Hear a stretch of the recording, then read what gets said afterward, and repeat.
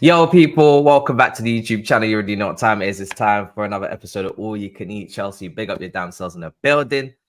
Let's get into this. Listen, Miz, brother, how are we feeling today? How are we doing? Talk to me. Good, bro. Good. The Premier League season is just what, a week and a few days away. A week. Yeah, a week. Well, yeah. It starts next Friday against Burnley, Manchester City. So yeah, there you go. So about a week away. So buzzing, man. Finally, the season is upon us. But where are our players, bro? Someone tell us where our players are. Oh God, it's mad. We were quite critical, Younes, of like need to get things done. You know, let's move, and that was months ago. And then we started, and then I came back from my break from New York, and next thing I know, we've got loads of sales, and I'm like, wow, this is great, really active. And now it's started to get a little bit jittery in terms of the centre midfield position. But how are you feeling? How are you doing? I'm good, man. I'm good. I mean, look, everyone's embracing Lateness as greatness, isn't it? I mean, you know, technically we're 2 days late, so Lateness is really greatness. Chelsea are looking to sign Caicedo. Not now, later. Lateness is greatness. We're sorting Strasbourg out. There's no Lateness there. No, they're ready to win Ligue 1. So, they're getting Strasbourg to the Champions League, bro. Strasbourg Champions League. Strasbourg. Me too. So yeah, we might have to start All You Can Eat Strasbourg. And we might have to. We might have to, you know.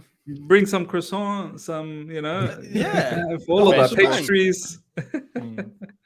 You're damn right. It's live. It's definitely live. Baba, live in the flesh. How you doing? How you doing, brother? Talk to me. How you feeling?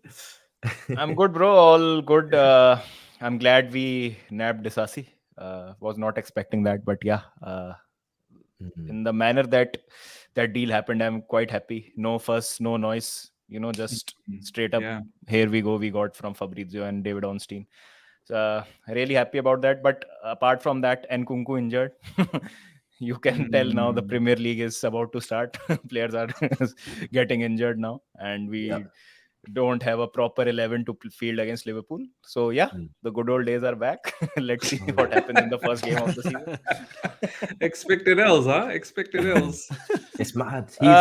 He's injured for a couple of weeks, isn't it? So that was confirmed after what happened on the in friendly. Obviously, I'd love to blame the pitch. I was like, he would not be out for months, but weeks. And I was like, why is he even out for days?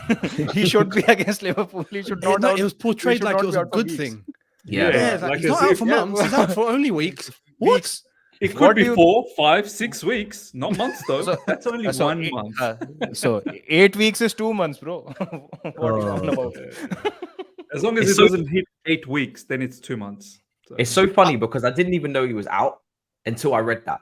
And they were like you said, he's not out for months, he's out for weeks. And I said, oh, well, that's brilliant, then, isn't it? Fantastic. I didn't even know he was out. I thought he was fit. I hope weeks means 1 week and 1 day. Because technically it becomes plural. So I hope that means weeks and then he's fit for Liverpool. Or hopefully this is a whole scam to get Jurgen Klopp off his guard, and then all of a sudden he sees the lineup and he's like, "Oh my god, and Nkunku's playing crap." I'm hoping it is a scam. Wishful thinking. I'm truly hoping it's a scam, and you know, Nizar lately is a bit hit and miss, right? So I think he's had a good window, no? To be fair, Nicholas Jackson is the one that he broke, but after that.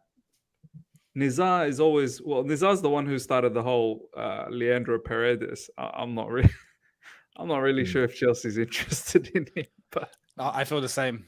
So he's a bit of hit and miss. For me, I think obviously we're seeing, you know, Nkunku injured. We're seeing shouts for Olise now. I don't know what his release clause, because people keep saying that 35 million release clause is they still keep talking about it, even though it feels like in November they removed it. In his new apparently contract. There is a clause. There is a clause, but we don't know what the clause is. It's like Dembele to PSG, McAllister to Liverpool. There's a clause. We don't know exactly what the clause is, but there's a clause.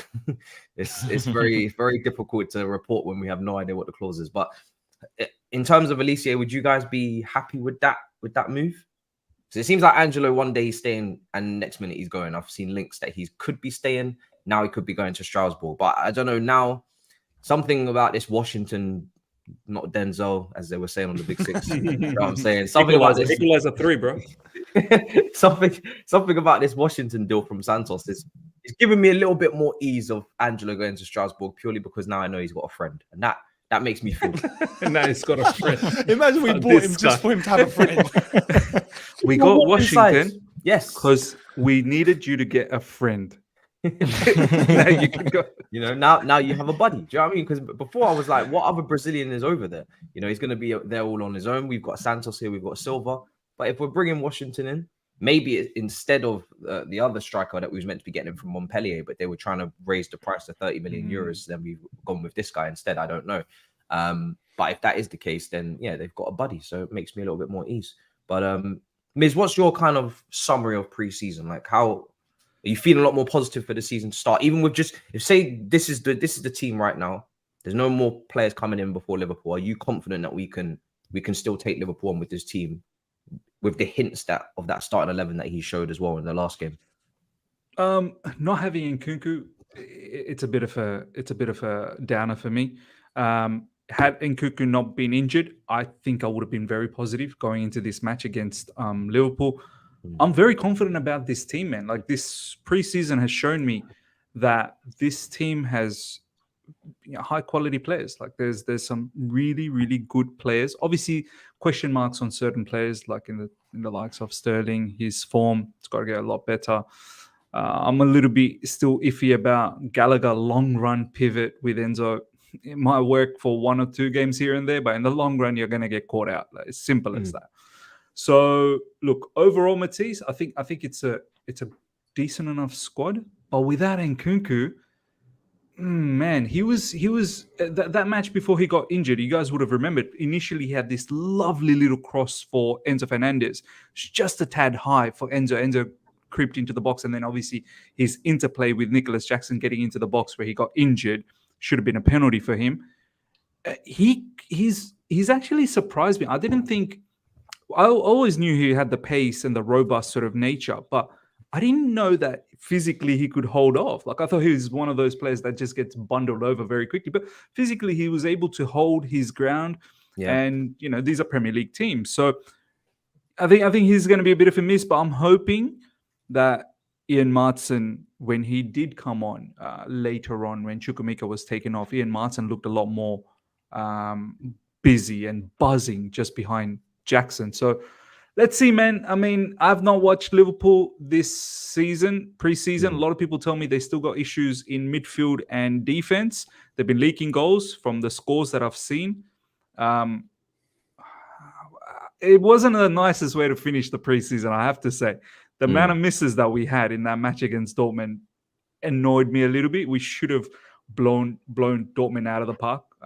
But I don't know, Matisse, man. I don't know what to expect, man. Let's just hope. I'm just hoping that we don't lose. Without Nkunku, I hope we don't lose. Someone told our players that the season is about to start. So, yeah, go and miss your chances. We got PTSD. Yeah, we're gonna have to slowly but surely take no expectations whatsoever. The trauma from last season. Expect disappointment, so you won't get disappointed. As simple as that. Yeah, but one thing for sure, I think Liverpool's got goals in them. So Younes is saying we're gonna win the league. So clearly, you two are on completely different wavelengths. Younes is on some fine stuff, bro. How? Oh God! You will all see. Oh my God! It's bad, bro. Video do you know what? Yeah, I'm just starting to think if we've got Mourinho. Oh my God, Younes! Oh mate, we're winning the quad. We're doing the quadruple, Younes would be on the next level propaganda. He would be doing press conference watch-alongs. I'm telling you, hundreds. He would be doing press conference watch-alongs. He'd be live at the same time as the press conference, and he would be taking in every single word Jose is saying. Every word. And he would have more on his channel than the live chat in the Chelsea main channel. So just to throw it out there. I'd be outnumbering the official channel. No, honestly, that would be mad. But yeah, you're not wrong. I know you would do it. You'd find the time to do it for sure. But I feel like, okay, so yeah, Nkunku definitely is a bit of a hit. So I'm expecting then a 3 of maybe Mudryk, Carney, and Sterling. Is that what we expect against Liverpool? Look, I think that is what's expected. Yes, That's not what I want. No, that's not what I want. No. What do you want? Well, definitely not Sterling. Sterling's. What do you want? What do you want? Hey, what do you want? After the smoke that Matisse gave yesterday in the Big Six, oh my days! If you guys haven't watched Big Six, Matisse did a madness. I can't believe he played that card. Little switcheroo. Anyway, the switcheroo. Yeah, Sterling wouldn't start for me. I would start either Ian Martin on that side or even Chukwuemeka there. One or the other, just swap it around or whatever. Yeah. I actually like Ian Martin through the middle. I think he understands Jackson's runs a little bit more. He tries to penetrate through the middle to find Nicholas Jackson early. Yeah. Whereas Chukwuemeka, I feel like he's a ball carrier. Yeah, he's a ball carrier. And he just needs to adapt a little bit more and understand what Jackson gives. So if you're going to play just behind Jackson, you got to understand Jackson. It's not really about you anymore. It's about him. It's about feeding him. So I think Martin understands a little bit more. So look, Mudryk definitely, Martin, Chukwuemeka, and Jackson. Yeah. Is there any part of you that wants to sneak in Angelo there on the right wing and Ian Matson in the 10th? Of course, bro. Because I know you was holding back there. Like... my real answer is Angelo Gabriel on the right side. A balance between what we want and what will happen. Yes, exactly. there's a difference. What was your main takeaways from the preseason, Younes? Because obviously I feel like we've come a long way in terms of just the patterns of play on the left.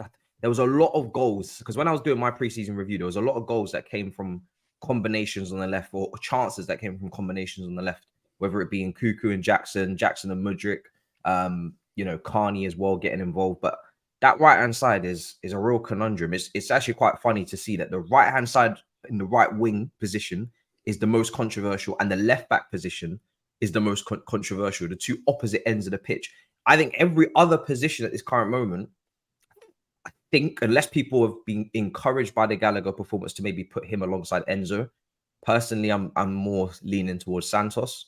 Right backs, we've got the pick of the lot. So, is there much up for debate for that Liverpool team? What do you want to see against them? No, look, overall, pre-season has been really, really encouraging on all basis. We look sharper, we look fitter. These new boys have come in, they've just taken it in their stride. There's no messing about, except for maybe one or two players, and we definitely know who. We'll come to them. But everyone else has come into this team. Poch has got his way on this team. He's got an effect already. Everyone's listening. You can see what we're trying to do already. And the whole thing is really encouraging. There's combinations that we are seeing that we didn't expect. There's players coming into the fold and really showing what they can do that we didn't expect. So obviously people are still writing us off because they haven't really been paying attention. Fine, brilliant. We love that. Let's see what happens. But going into the Liverpool game, I think we all share the same sentiment. And it's the same players that we look at and go, yeah, wow, we're surprised, or they're doing really well, or they got to start, they got to play. Nicholas Jackson, for example, is one of them. And you look at the other players that there are that are causing concern, and it's the same ones we all have on our lips. And it's players like Sterling or, Cucurella, although we know we're going to be starting with Chilwell. So when you look at that, the way that we're going to line up is pretty self-explanatory. I don't feel like it's going to be really controversial. I feel like we've already got a good basis for what our starting 11 is going to be. But as you've mentioned, there's that right wing position, which is a little bit shady. Pre-season, you could see we had a lot of experimenting going on over there. We tried Diego Moreira and see exactly what he's about. Angelo Gabriel going into that position. We put Ian Matson there to see what he could do. We all sorts of moving about in that position. And at left back, luckily, we've got some sort of stability in Chilwell. If we didn't have Chilwell, we'd be in the mud. Realistically, we'd be in the mud. We'd have to stick Matson back there. And what Poch has done is uncover this side of Matson that none of us knew he had, where we're using him as an attacking player now. So if it wasn't for that, we'd just be sticking him left back. Yeah. And we do still have that option to provide cover for ourselves, but we can utilize him really, really well by using him in that front line. And hence, for the Liverpool game, we've all got him in our starting 11 in the attack, haven't we? Yeah. And not even on the left-hand side, probably on the right or the middle. So this is where, for the Liverpool game, Sterling, look, I'm going to say this out loud and boldly. I don't care right now about his experience because it's not showing anything of worth. Yeah. Do you know what I mean? Like if he's you kind have of dribbling experience- into corridors and this is the he's thing. just not assessing the situations as good as he should be. No, I said this. I said this on the review after we played Dortmund, which is you have experience. You've played for Liverpool. You've played for City under Pep. Great, but you need to be able to show that you've actually done those things on the pitch today. And he's playing like he's not got any experience. So what worth is it? Whereas an Angelo Gabriel, who's not got that experience, is actually proven to fit into the system much more better. So with Sterling, he shouldn't start. I'll be honest. He just should not start. In pre-season, he's genuinely been playing a little bit like a youngster. Yeah, completely. He looks lost. Whereas we've seen other players that are much younger without the experience, or players that have just come into the club fitting into everything much sooner and much better. It's bonkers. So with Poch, I actually trust him to be able to make the wise decision. I saw what you said, Matisse, which was, for me, very, very true, which is where Poch is probably looking at playing Sterling throughout this preseason as a show me that you're going to step up, or prove to me that I'm going to have to put you on the bench. Yeah. Do you know what I mean? So you can't complain. Exactly. And I feel like we've reached that point because it's shown that he's just not fitting. So for the Liverpool game, look, I agree with what Miz said as well. I would go with the rest is self-explanatory, but in the middle, seeing as we're stuck, I wouldn't mind between Enzo, Santos, albeit at the moment and against a Klopp side, Enzo and Gallagher, as long as Gallagher plays like he did against Dortmund, I'm all right with that. Chukwuemeka in front of him. And then, Mudryk, Maatsen / Gabriel, but Maatsen probably because he seems a little bit more dynamic, a little bit more cool about his head, and Jackson up top. And I'm cool with that. And I think we can get a result. I'm going to do something dangerous here. I just want to test the chat. Is there anybody out there in the world, right? Just anybody. You're watching now. Live chat's there. Comments will be there after on playback.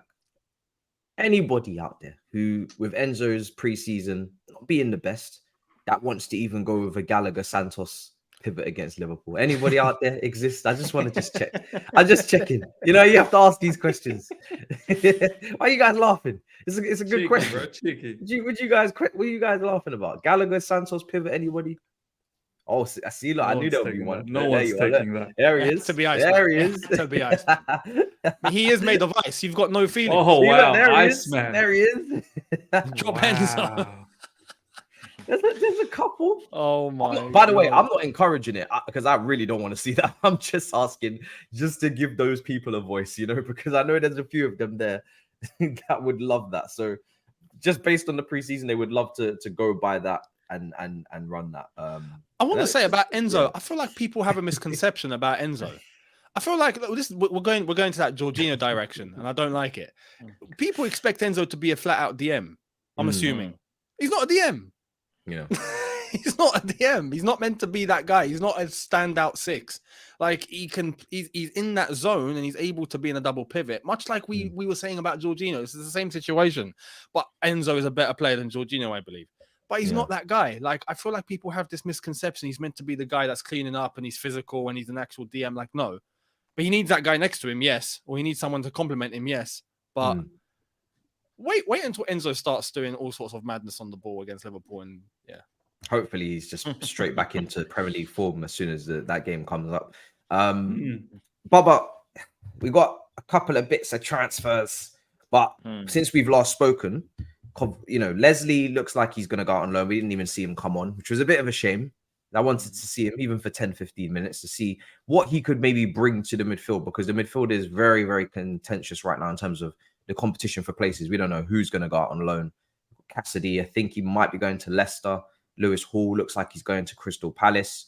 Who else is there? We've got Carney, obviously. Maybe he'll probably stay. He's played a lot of minutes under Poch. He's been having some big quotes go out recently. But where are you on the transfers now? Are you happy with Sanchez? Are you happy with the new signings from France? How are you feeling? Because You know, that's it for the defense now, isn't it? There's no more additions in defense. Surely that's it for the done for the defense. Are you happy with the defense? Yeah, defense, I think it's sorted. I don't want any additions there. Again, we'll find ourselves in the same spot last season. The bloated squad, the headache of starting the players, finding the best possible combination. It's going to be a headache now also, because once you have two proper right center backs, Thiago Silva and Disasi, so it in itself is a proper conundrum for the manager. Now you have 4 top class center backs: Colville, Badiashile, Disasi, and Thiago Silva. Who's your best center back pairing? So that's a food for thought for the manager. And with less games to play this season, that becomes even more difficult to try those combinations. So we'll see what happens. But right now, I think that department is sorted. As far as the goalkeeping situation is concerned, see, what I feel is this is Kepa's last season. We'll offload him definitely in the summer window, because I think it would hurt us less if we were to offload him for, say, let's say 15 to 20 million or 10 to 15 million, whatever the price is. I think neither Kepa or Sanchez is a long-term solution for us in the goalkeeping department. I think we would go for a proper superstar goalkeeper, that 60, 70 million goalkeeper next summer. Either it will be Mike Maignan, or I don't know if a keeper is born in somewhere in Brazil or Argentina. I don't know. We'll get one keeper from there.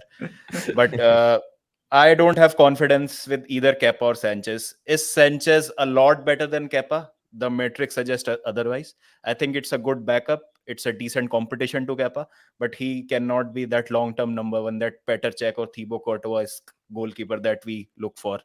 He just signed it. This is the thing, though. He just signed the 7-year deal. It's almost like as if we've forgotten how to offer 3, 4, 5-year contracts. We just don't do it anymore. And remember, UEFA stopped the whole amortization over 7 years. So it's maximum 5 years. And we're just offering the extra 2 years because that's the style of contract we want to go for. Now, he's 25. He's obviously heavily trusted and backed by, co-signed by Ben Roberts, maybe even Win Stanley and Poch. I don't know. You know, there's a lot of PR around Poch's quotes always, in terms of not Poch's quotes, because we can just hear that for ourselves, but what Poch wants. Because 1 minute it's like, nah, Kepa needs to fix his distribution. Next minute is, you know, Poch really wants Kepa as his number one. Next minute is, actually, we tried to sell Kepa, but nobody came in for him. That's why we couldn't go for Onan or Mike Maignan. Then it's Martinez is his favorite choice because Argentine connection at Villa. Then it's, oh, actually, no, he wants Sanchez. So they're very good at moving Poch's name around what they actually are trying to do at that current moment. 1 minute, Vlahovic is off the list. Now he's back on the list. So I don't know what Poch wants, because he's not going to say it, obviously, publicly. So I'm just going to take that with a pit. It's clear the goalkeeping coach link. Ms. Younes, you guys happy with Sanchez? I mean, 6'6". Look, that's not my first preference. Obviously, the first preference was Mike Maignan, but we quickly found out that he's not going to be off for sale from AC Milan, and if he is, he's going to be somewhere around 80 million euros or something ridiculous. Then we all got into the bandwagon of Andre Onana, and then he's the one that we truly wanted, but he only wanted Man United and reunite with Ten Hag. And from there on, there's not too many keepers that you can really, hang your hat on. So Robert Sanchez, all I'll say is that I've as some of you guys might know this, a lot of my subscribers know, like, I've watched a lot of Brighton, especially during Graham Potter time. I used to enjoy the kind of football they used to play. Obviously watched a bit of Brighton last season as well under Robert De Zerbi, but Sanchez didn't feature much. These things happen when a new manager comes in, fallouts happen. But under Graham Potter, Robert Sanchez, I know stats say otherwise, but the games I watched, like, there's some serious build-up that he was part of. Like, the way Brighton, I'm pretty sure Younes watched a lot of Brighton as well, because I know Younes and I, we used to watch Cucurella a lot.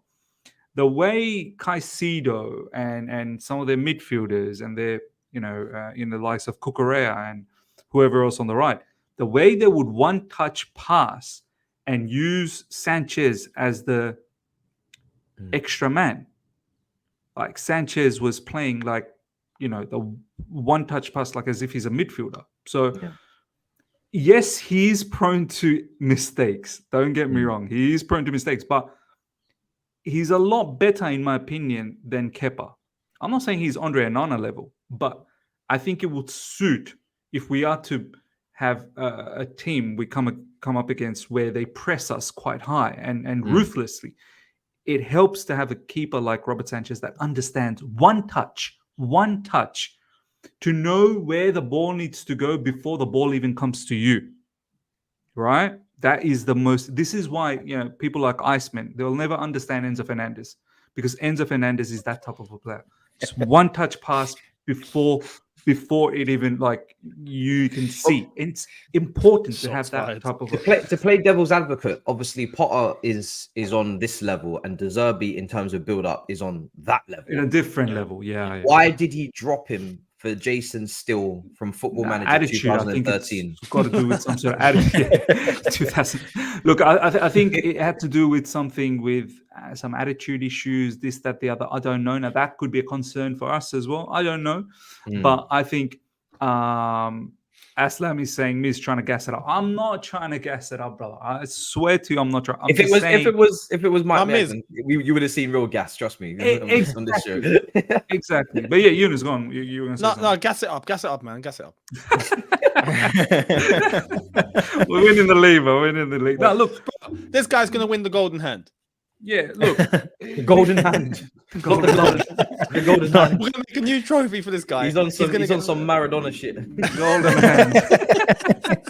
Look, Robert Sanchez. To answer your question, Matisse, I don't know what happened, but from what I read, there's much like the Trossard stuff. Like what happened with Trossard and De Zerbi, attitude issues, right? Like he thought, who's this Roberto De Zerbi coming in, like calling the shots? All of a sudden, he wanted to leave. This, that, the other. I think Robert Sanchez was the same sort of situation, and De Zerbi is a particular manager. Don't take no crap. Do you know what I mean? I'm the boss around here. So look, and the Brighton connection that we have probably favored the move for Robert Sanchez. But I don't want to deal with Brighton. I just hope the Brighton connection that we have ends here after Caicedo. But this is the thing, right? For me, Sanchez is kind of like it's like that. Yeah. It's not an elite goalkeeper that sits Kepa's backside on that bench immediately. It's kind of like a throwing an olive branch to say, listen, here's competition. He could potentially dislodge you. Depends on his own confidence levels. Depends on if he plays like 2021 Sanchez under Potter or this season Sanchez where he's been basically nowhere near the same level, not playing as much. But if we leave Brighton with Sanchez and we don't get Caicedo, oh God. It's just embarrassing. I can't lie to you. This is where you go to. By the way, then they jizzed all over us. Yes, and you have to definitely take that back. Yeah, I have to. You wanted, I'll be like, go for it. This is gonna come on All You Can Eat Chelsea with nothing but tissues, just going. These guys ruined me, man. But you know what? You go to a restaurant. I was just gonna say the Seagulls took a shit on you. You go on somewhere else. You know what I'm saying? I'm never going to the beach again if we don't get Caicedo. I'm telling you, that's it. I'm done. Never going to the beach again. Never having fish and chips again. Never. Done. You go to have dinner, right? You're out, and you looking to put in your order, and then they give you appetizers, don't they? They give maybe a bit of bread, a couple of olives, right? Just to nibble on, right?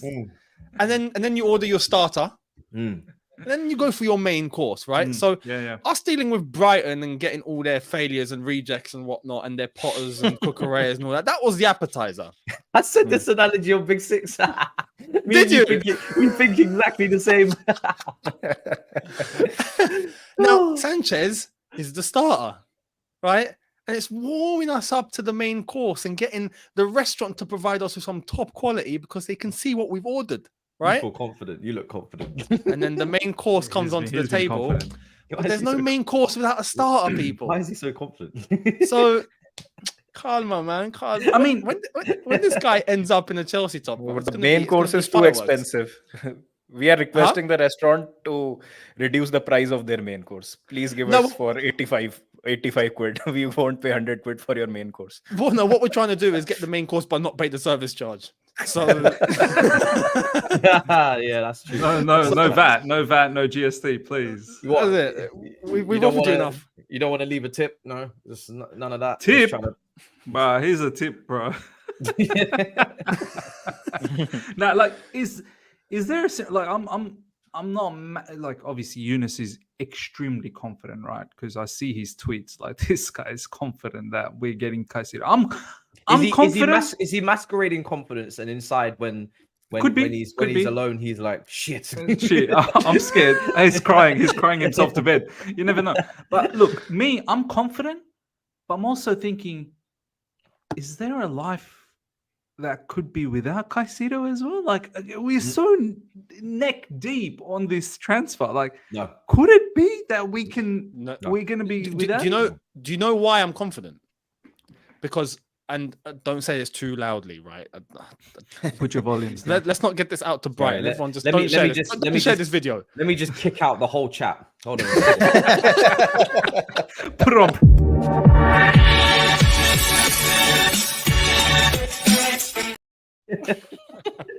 Imagine that's the end of the show, so you can tell your secret. Look, I genuinely think, right, and I know Chelsea are trying to bargain, but I think if worse came to worse, I think Chelsea paid 100 mil. In the very, very end, I think I'm not Chelsea gonna lie. actually If go he, no. if Do he they can be use- available, if he can be Yep. available for Liverpool, just pay it. This is what I think. Eventually, he will be a Chelsea player. I One think way if or we- another, I I think think if we Chelsea have will him in go our all the way. team against But Liverpool, my Younes- confidence levels is through the roof. I'm like, yeah, we can Younes, do this. if they do get to the 100, why'd you wait so long? Because it's business. But you never know. You know, you But what might, business you was might it? say, We have You to- we ended have up to- paying 100. We have We the minimum after We taking would this have long, tried our best to save that 10-15 million, but it did not happen. So you've got no choice but to pay that 100 million. exactly. This is what Yeah, we but got. we It's look worth stupid, trying. right? Right, worth trying. so if we don't get it done, we look stupid, right? I agree with you, Miz. Right? If we don't get it done, we look stupid because we got Sanchez. Otherwise, we should have went for a different backup goalkeeper just in spite of Brighton. Make sure we didn't give them any more money. But if we don't get the Caicedo done, we look very stupid. But if we get it done for 100 million, we look a bit stupid. So I think what we should do is get a 99 million pound offer up front, right? Point And then nine. the 1 1 million million. add-on, the 1 million 1 add-on million. is if we win the World Cup. That there, perfect. You mean Club World Cup? No, World Cup, FIFA World Cup. Yes. Or the But La this Liga. is That's not an Even easy the La add-on. Liga. Matisse. 1 million That's if not you an win the La easy Liga. add-on. This is the thing you have to try. Like, we know the next bid that's going to come in is probably going to be around the 90 margin. Probably guessing, right? Apparently, that's going to be rejected as well. But yet that was according to Alex Talksport. No one else Oh, said yeah. that. All right. We can keep it. We can keep it moving then. Fair enough. Yeah. No disrespect, Alex Cook. But anyway, this is where you have to build it up because you never know. Maybe Brighton look at that and go, okay, no, the time's running out. We need a replacement. Season starting. Screw it. Accept it. Great, we've won. But if they don't, if they're that stubborn, if it goes to the wire, I think eventually Chelsea will come to some sort of deal with add-ons and whatnot, and just here you Because if we wasn't going to get him or go for him to the death, I think we would have looked at an alternative by now. And we've seen it in other positions, like goalkeeper. We've seen it with centre back Mark Gurhey. We were linked with him. We were linked with other players in other positions, and we've always said, okay, alternative, scout. And I'm not saying I'm working from the same database as Chelsea, but when I load up FD Brief and I load up Foot Mob and I load up all of these statistical sites, Scout Central, and all these different sites, I can't see anybody that can do everything that he can do right now. And that's also he fits obviously perfectly.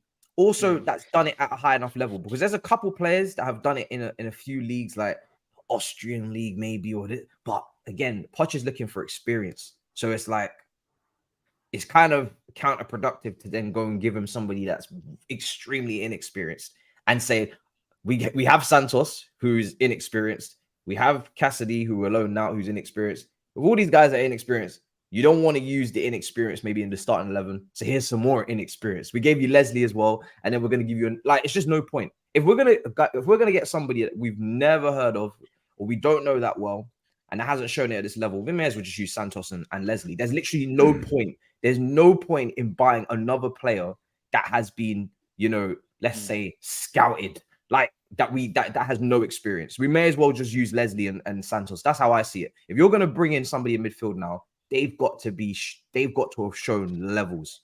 Otherwise, there's no point. Yeah. So this is the thing, Matisse.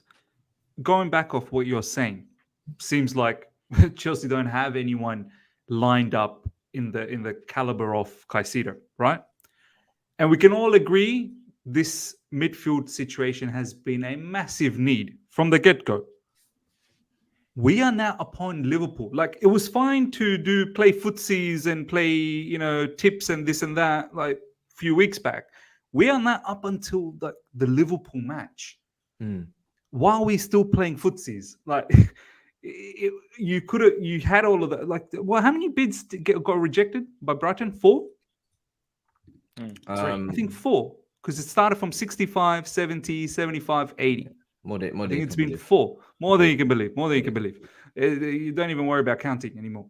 So my thought around this is, I hear what Younes is saying. Like, maybe eventually we'll pay 100.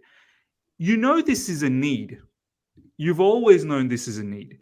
And as Matisse has said, there doesn't seem like there is an alternative that matches Caicedo's quality to the T. Progressive passing, press resistant, tackles, interceptions, headers. His aerial duels is good as well. Like, I'm talking everything, not everything. Not 9 out of 10 things, and then you have to put up with the fact that the player can't do this. No, I'm talking clean house, everything, and also coming from a team that play better football than us. So in terms of translation, we're probably going to put him in less situations under pressure in the first phase than De Zerbi. Nobody puts you under more pressure in the first phase than De Zerbi. If you can play in a De Zerbi first phase, you can play in anybody's first phase. That's how I'm seeing it right now. So my thing is, you've taken time. It's not like you've not. You've taken time all the way from end of last season till the whole preseason. Now it's crunch time, man. Now just do the transaction. We need players. Like Liverpool, how long are we willing to wait? How long are we willing to sort of have a run of results that don't go our way? How many matches are there before the window closes? Is that 4? 4 matches before the window closes? I want him to start against Liverpool. About that. So why risk 4 matches before the window closes? Get him in. You want him. We all want him. Brighton ain't gonna budge besides the 100 million. Who's to say? I don't want to wait though, Younes. I don't need to wait anymore. I need players for Liverpool. I want to compete. Do you think it will be done before the West Ham game on 20th? Yeah, I think it needs to be done before Liverpool. Because I think it needs to be done before Liverpool. Poch wants to win games. This is what he keeps saying. We want to win. We want to win. We want to win. At Chelsea, that is the expectation, is to win. I'm not talking about anything other than winning. We need to win yesterday. We need to win today. We need to win tomorrow. We need to win last week. We need to win next week. We need to win next year. We need to win last year. This brother just wants to win. And that mentality is the mentality that everybody was questioning before he got here, which was, is he a winner? Because he hasn't won. Just because you haven't won doesn't make you not have the mentality to want to win. That's how you get to winning. So he wants to win, and we need to provide him with the tools to win. You know what I'm saying? We can't be, cutting corners here in the most important position in football today. This is probably the most important position in football. And it's probably the most important position in our team right now, because the fullbacks, they'll take care of themselves. They've got adequate competition. I think everybody now is so impressed with Gusto that they don't even care who starts at right back anymore. The centre backs, it's over. In fact, we've got too many centre backs. We'll see whether or not we keep the 5 or if Trevor goes, whatever. Goalkeepers now, whether you like it or not, that's sorted. Striker, that's probably the only position that's up for debate now with Broya. And then the cherry on top of the cake is like an Olise, a Kudus. And the reason why I say that is because we got enough wingers, and we actually, if Gallagher's staying, we do have enough 10s. It doesn't feel right saying it, but he's 10. You know what I'm saying? Carney as well. So we need a midfielder. You get a midfielder, then the squad is, in terms of numbers, is done. And then if there's tough decisions for people that we didn't expect to leave, then maybe then there's more gaps. But no, we don't loan this man to Brighton. Brighton do not get a single talent from us again. Okay, that is it. Yeah. Unless you're saying this is how we get the Caicedo deal done. Before this I think brother falls in he'll love. go. Do you do you think he needs to go to Strasbourg? Because a lot of people are saying he's played in League On quite a lot. He's played for he's played for Rennes and they finished in the top 4. Why loan him to Strasbourg? Is that going to really enhance his development? Is that going to kick him up to the next level? Just because he's French doesn't mean he needs to go to Strasbourg. Do you think a Premier League loan for him actually makes maybe more sense? Would you like to see a Premier League loan for him? Anyone? Because for me, someone mentioned it. I was like, you actually might have a point. Like, what is the point in loaning him to League On when he's already played there for quite a few seasons? It is more down to what Todd Bowley had said in that interview / seminar type of thing that he attended, that he wants to make it like a multi-club model. The both RB clubs, Salzburg and Leipzig, play in the Champions League. So he wants Strasbourg to be a Champions League club. So it's more to do with Strasbourg development rather than developing players for Chelsea. That would be a byproduct, but the priority is to make Strasbourg a proper Champions League club. But also, if we get them as I think that's a very good point. Team, people don't realize that. Exactly. People are only thinking Chelsea. Do you know what I mean? Can you play a team? It's not only about Chelsea, because if it's about Strasbourg as well. In your B club also needs to be somewhere, and it will be somewhere if you send your top talents there. Okay. You have plan B for Chelsea also by recruiting top talents for that club, but that club on its own needs to perform well. But it's not like Vitesse or any other club that we've never played Vitesse in the Champions League, for instance, right? That was our feeder club before. Are you allowed to play your feeder club in the Champions League if they Salzburg and Leipzig played? Yeah. Okay. Oh yeah. Can you imagine 2028 Champions League final, Chelsea Strasbourg? What? I will be there. Win-win situation. Win-win. The Strasbourg goalkeeper goes, "Oh man, what a shame! I let it in." No chance. They would never. Oh man, long range shot. I think we'd win that because all of the players would be ineligible. Really, that's how if we're being serious. If they're eligible to play against us in the Champions League final, then we've done something very wrong. Charlie says, "Who's the B club, Chelsea or Strasbourg?" Oh mate, imagine. We're about to find out who's the B club between Brighton and Chelsea with this Caicedo deal. As far as I'm concerned, we took Potter, we took Cucurella, we took Sanchez, we took all these guys. We didn't take the key guy, the main guy. So let's see. Enzo Gallagher pivot. I'll be there. Says the local man. Against Liverpool. Triple. Arsenal Fever says drop Enzo, play Cucurella and Sterling. I have a feeling he doesn't have our best interests at heart. Not gonna lie, in Cuckoo, Jackson, Mudryk looked fire. We'll see. Okay, a little bit more. By the way, Matisse, thank you for inviting that guy in post the watch along. I had to tell the live chat, we're gonna quit now because Arsenal, whatever his name is, forever. He's here now. Oh, he's he went here now. We're chat. gonna quit. Okay. He went and he tried to destroy the playing field. I was like, yes. nah, we're gonna close the shop.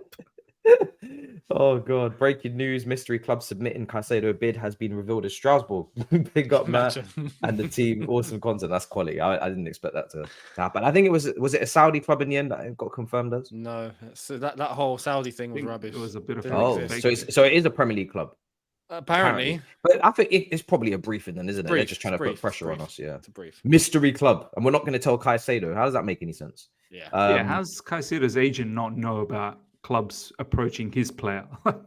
Go for Bob from the fish and chip shop in Brighton knows it's Man City or Liverpool, but Caicedo doesn't. All right, mate. But I will say this though: dangle around with the situation too long, you will invite others very, very soon. You will. Yep. Like, that's my worry. Something tells me Kimmich won't want to join us. Why? I don't know where these Kimmich, Tchouaméni, who's starting? Can someone tell me which journalists are doing this? Kimmich and Tchouaméni, or is this like a fan thing that's This is a 2007. This is a 2007 Roman Abramovich transfer target, you know.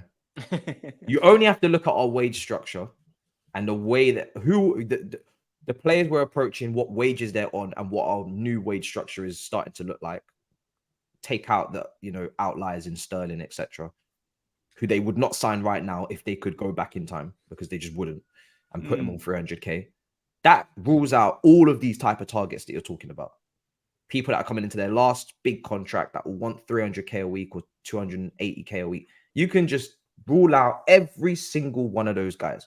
Go onto the Googles, check the wage, and if it's over about 180, 90k and it's close to 200, and the club selling as well would probably want a serious fee, and they're a key part of a Champions League team, just rule it out. Is Kimmich's contract expiring? Why does his name keep coming up? Let me see.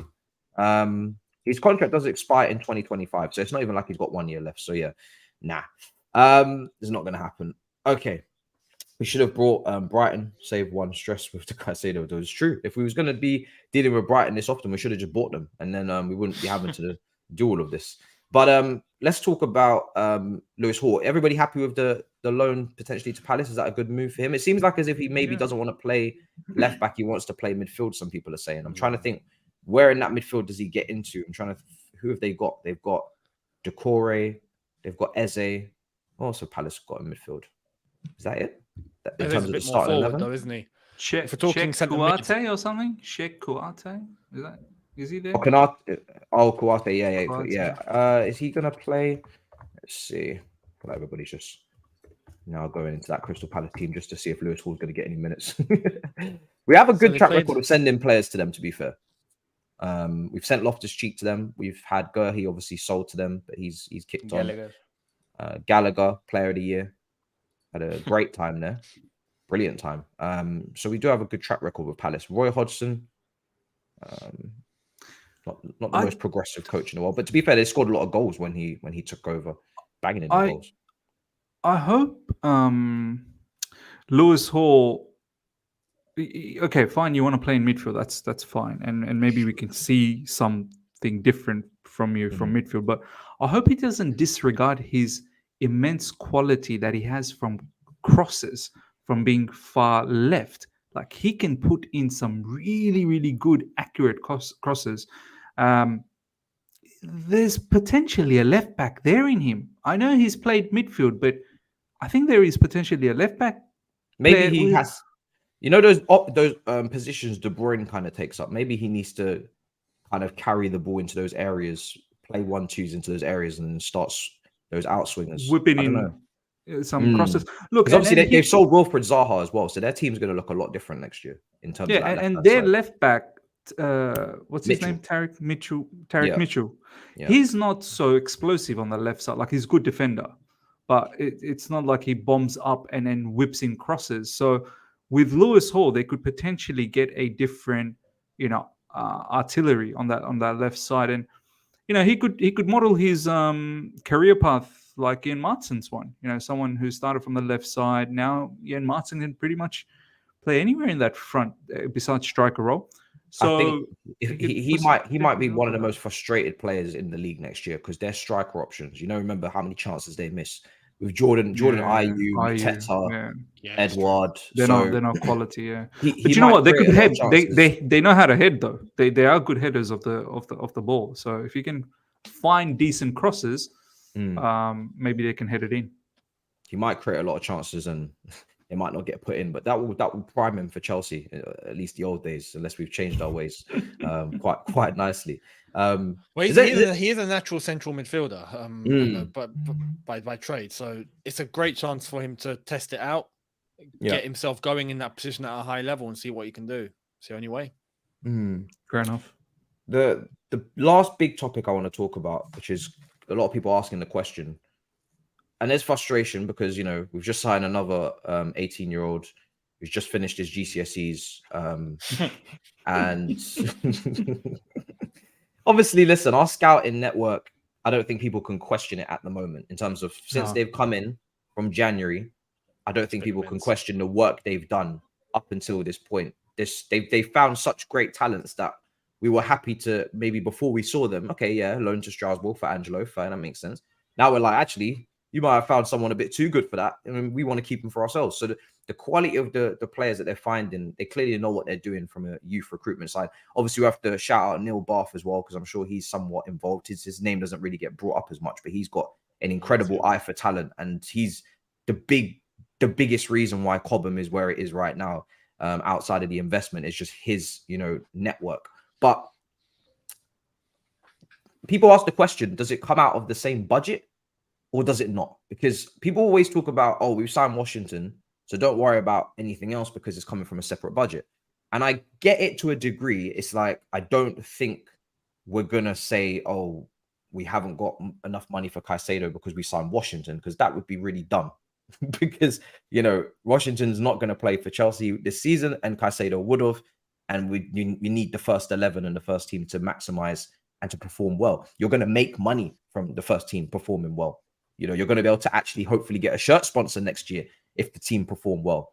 Maybe even a sleeve sponsor. You never know if the team perform well. So there's a lot of money in the team performing well. Champions League qualification, TV money. So that would be stupid. So I'm sure that's not the case. Just so we can make a bit of profit on Washington, maybe like a 20, 30 million in 3 years.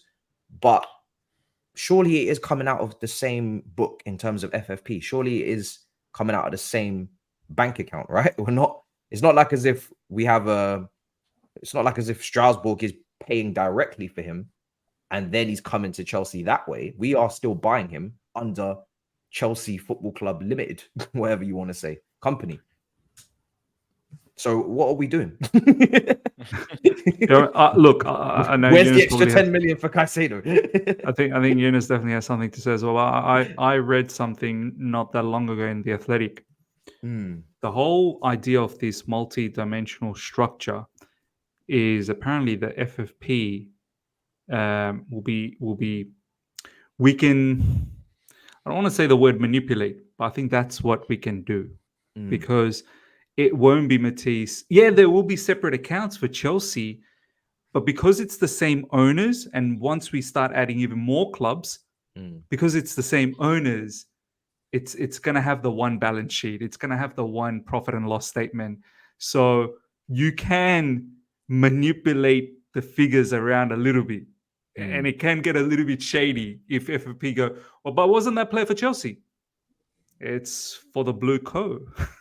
Not really. Is this Chelsea, why we paid them really 8 million Strasbourg, for the last ownership? So we could, do this and pay 8 million now. Maybe we don't have to pay 50 million later to them. Because no one can actually pin you down. Who's that guy for? Or what's this expense for? Or what's that expense for? Because you can go, it's for the entire thing, entire package. This is why they want to add more clubs so that it kind of all looks, it's a one thing because it's one ownership.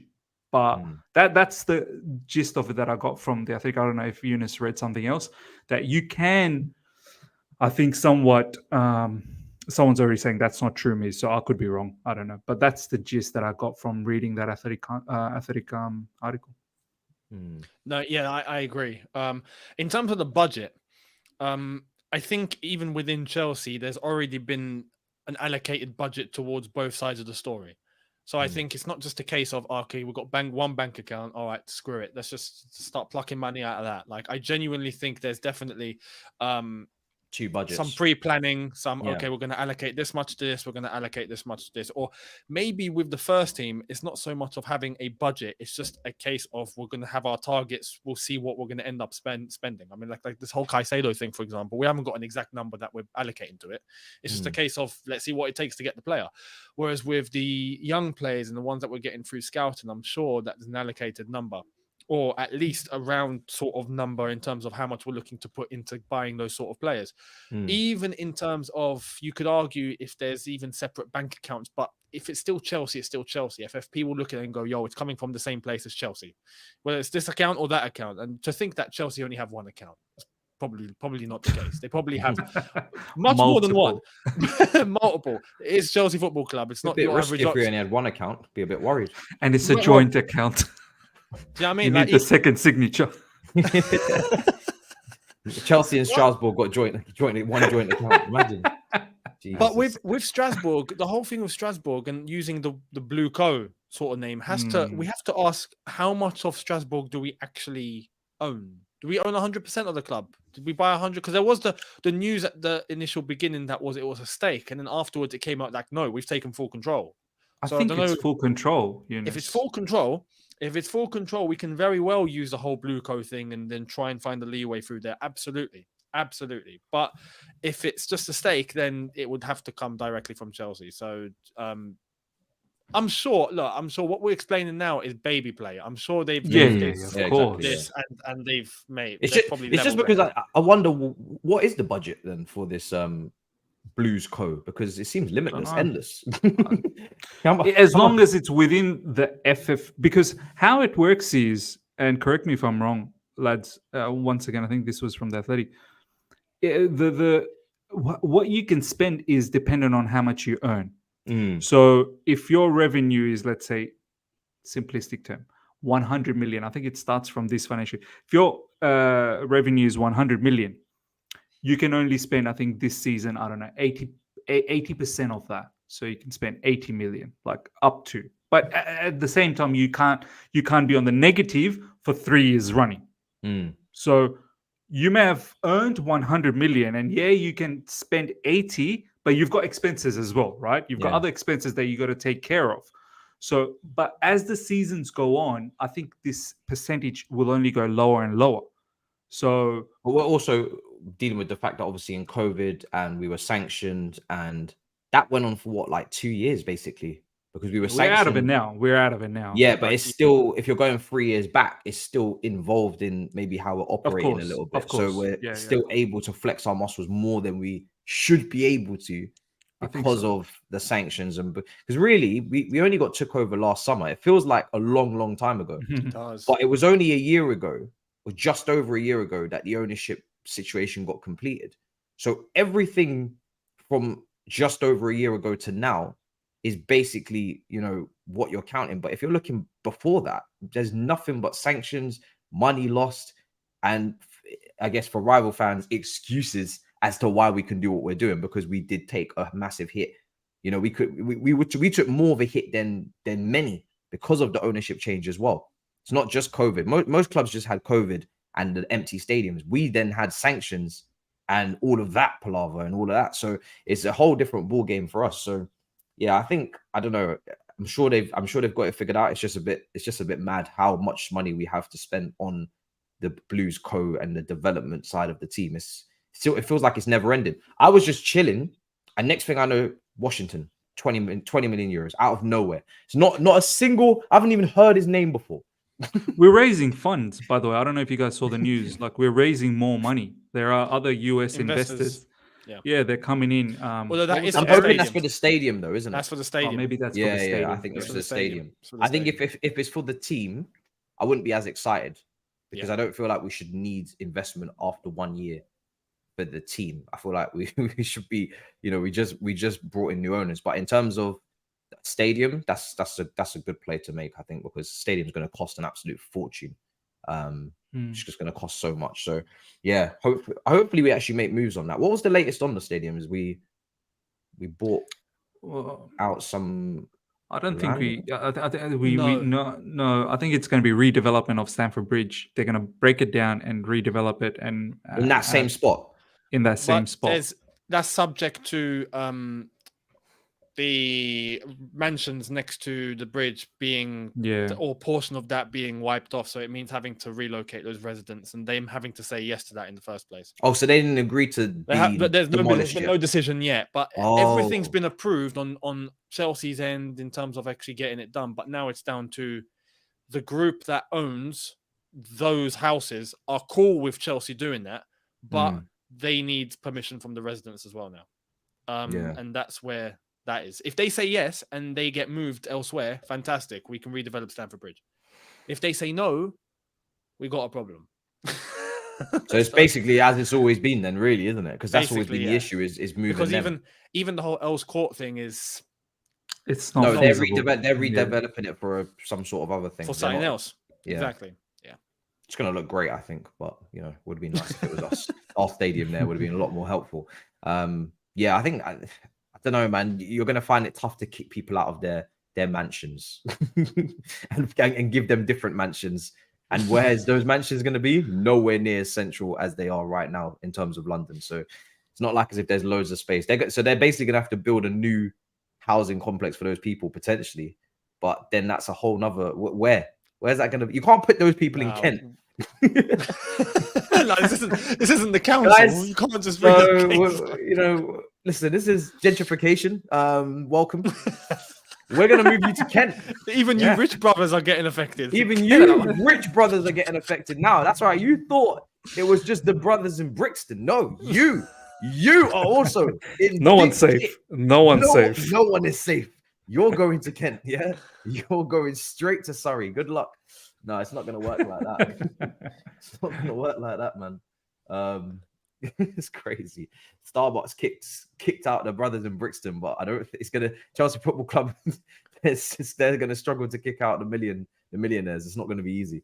But yeah, wow, it's gonna be very interesting to see. So let's put a pin in the episode. I've got to go to Birmingham for the day. But last question, I guess. Last question for the That's day. that's about 5-6 hours bus Oh, hell ride. no. I've been Not a bus. I'm not taking a bus. I'm not taking a bus, mate. He'll get there tomorrow. I remember taking a bus from Victoria. That was a nice bus ride, man. It was £2. It's £2 cheap, bus yeah. ride. It's cheap. I took Back a in bus to 2009 Sheffield. It was though. like £7. Very cheap, but it takes a long time. I'm not gonna lie. It takes a damn long time. 5-6 hours. That's a nice ride. What's everybody's predictions for what's going to be done before next Sunday? Kickoff against Liverpool. Oof. No, forget predictions, because if we predict it's gonna be potentially quite negative. What do you, if you could pick one thing to be done? One thing to be done. Finalize the sponsor. Oh, The sponsor? No. Yeah. We need to buy the shirt without a sponsor, and then they can sort out a sponsor. Yeah. So what after is the thing? 16th, go and get a sponsor. Not a problem. What is the deal with the sponsors? I have not I've heard literally anything. heard nothing on the sponsor. Not one thing. Look, the one thing I would want is, of course, Caicedo. Yeah. Okay. Bring Samsung back on the front of the shirt. we'll win things. Mad. Bring Samsung back. I don't even know if Samsung are even in the game anymore in terms of sponsoring. I know they used to sponsor Leighton Orient. I don't know if they're really in the game for sponsoring shirts anymore. There's an exclusive from Felix, which is a nice way to end as well. Ian Matson has been verbally offered a new contract by Chelsea through his agents. Nice. Matson was up for sale at the beginning of the window for 25 million, but valuation was not met. And after impressing in pre-season, he's set to stay in the first team squad if contract is agreed. Understand Cucurella has not impressed Pochettino in pre-season. Chelsea have made Cucurella available for sale, but are yet to receive any official offers, despite some initial interest earlier in the window. Obviously, it was Newcastle and it was Atletico Madrid, those clubs that were interested in previously. Very interesting. I think. I'm here for it, but yeah, I mean, Matson, delighted to keep him. Thoroughly deserved it. He's a versatile king at the moment. You can put him in. Do you know what? I think Cucurella could be like one of those deadline day things. I think it might could be. I think it might happen because now that Matson, I think obviously so. Matson has to agree a contract because his contract runs out next year. So if he doesn't agree a contract before deadline day, they're going to try and push him out the door because they don't want to lose him for free, maybe. But if Matson stays, which I think he'll sign a new contract. Every time I've heard him speak, he seems very, very much up for the fight. If Matson agrees a contract, you've now got a winger that can play left back. So you've created depth in two positions or competition in two positions. So Cucurella is expendable up until deadline day. Like he doesn't access to requirements. Yeah. So, and that's also including the fact that sometimes we just move to a 3 and we don't even play with a left back. So yeah, it's sticky icky. Not easy. Not looking good, bruv, for Cookie. But yeah, we're gonna wrap up. Miz, let the people know where to find you. It's been an absolute pleasure, brother. Yeah, bro. What a splendid show once again. The other side of the coin, ladies and gentlemen. We've gone from 25 to 26 to 26 and a half. We are moving quick. Let's get to 27. And 2 pieces of content daily, but it's gonna ramp up even more. Strasbourg watch-alongs, Chelsea watch-alongs, all the loans. In Strasbourg watch-alongs. 100%, Younes. Fantastic. We will be there, and you might also be in the channel doing Strasbourg with me, mate. Like for sure. So wherever Angela Gabriel goes, I will be there. Younes, let the people know where to find you. It's been a pleasure.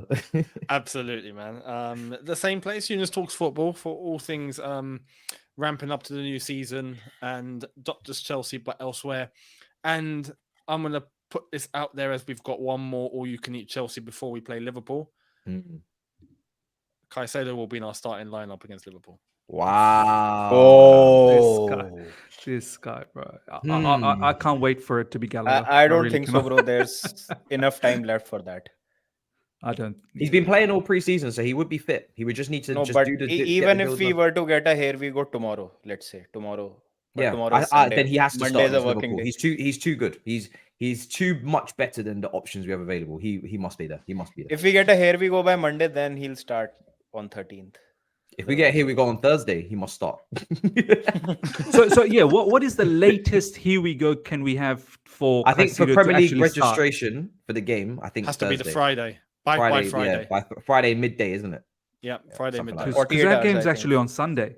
Yeah. Yeah, exactly. Yeah, but for that weekend of fixtures, it has to be Friday midday as the cutoff point. to So be the registered. here we go has to be Thursday at Thursday. the latest.